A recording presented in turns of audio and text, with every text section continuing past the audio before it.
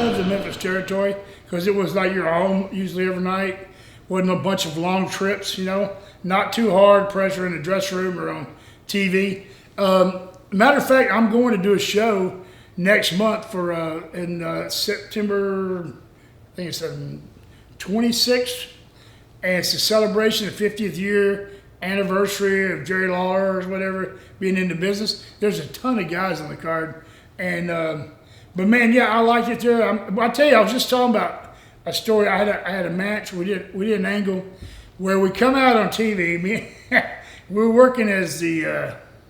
I believe we were the Grapplers. Me and Tony were the Grapplers, I'm pretty sure. We were the Grapplers at one time in Tennessee. Then we came back as the Dirty White Boys, and it back and forth. But I believe it was the Grapplers, and so we come up with this great idea, and so we jumped Lawler and Boogie Woogie Man, okay, on TV, and we beat the hell out of them, and we called it tar and feather them. We took syrup and poured it all over them, and then took feathers from a pillow and just threw it all. And they got it and they finished it. And they had feathers and syrup. And actually, Jimmy Valiant swallowed one of the feathers and started choking so bad he almost passed out on TV.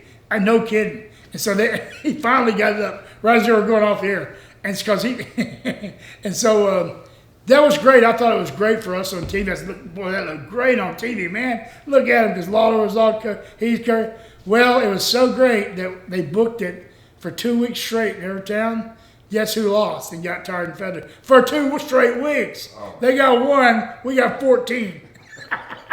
Dude, I hate a tire. I will never do that again as long as I live, because every time you get through, you have to go immediately to the shower and wash. Have you ever tried to get syrup out of your tights? Oh my God, it's pitiful. And feathers, and I hated that. For 2 weeks I went through that deal. I never came up with that bright idea again. Another one happened in Memphis was this ramp. Lawler goes, we were in the back, and he goes, you know, man, and it was not me and a bunch of the other guys around, and he says, hey man, you know the house, this is Memphis Coliseum. He goes, the house has dropped, you know, it's been dropping.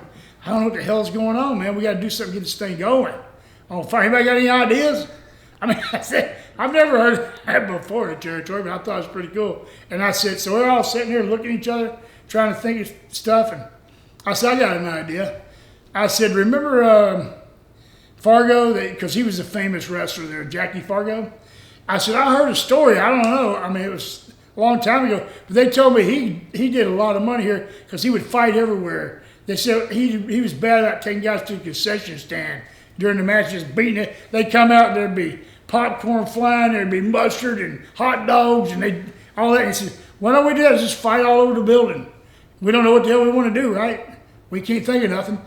Let's just start fighting, get into it, and we'll go all the way up to the nickel seats and fight everywhere, and boom, boom, boom, find their ringing the bell, and bring it back in a no DQ next week.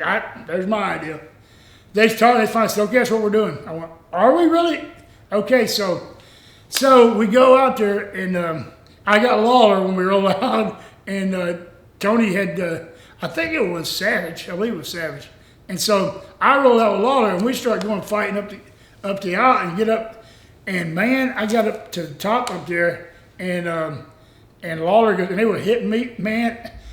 What? Now you're getting out of range of the security, and everybody starts taking pot shots. I'm getting hit all over, and Lawler even went, duck! And so some guy come running, and luckily I looked up and caught him, and I ducked like that, and he hit me right here in the head and busted something in there. I couldn't even touch my forehead for 3 weeks. I mean, I'd touch it, I go, oh, it hurt real bad. So Lawler says, you better get out of here, dude, you get killed. So I got back down to the bottom, and here come another guy. I had to hit him down. He goes. Finally, he was just fighting everywhere. But we came back in the house, it was up $6,000. Thank God. But I don't want to do that no more. It wasn't worth it, because I'm the one who took the beating, you know. But it was, and Tony took one too.